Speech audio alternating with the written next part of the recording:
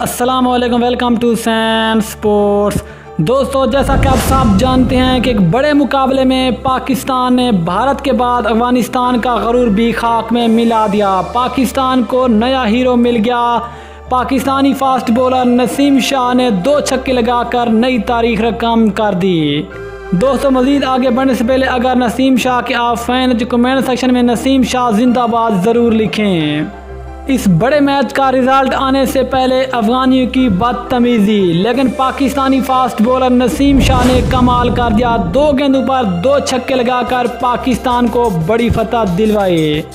अफगानिस्तानी team वो team है जो कि भारत से भी ज़्यादा पाकिस्तान से नफरत करती है। लेकिन अभी मैच ख़त्म नहीं हुआ था, लेकिन उससे पहले भी अफगानी खिलाड़ी पाकिस्तान के बैट्समैन आसिफ अली से बड़ी बड़ी बदतमीजी करने लगे, बल्कि ग्राउंड के अंदर लड़ाई पर भी उतर आए। लेकिन उसका जवाब दिया पाकिस्तान के यंग खिलाड़ी नसीम शाह ने। नसीम शाह ने 2 छक्के लगाकर नई तारीख रकम करके पाकिस्तान का नाम रोशन कर दिया।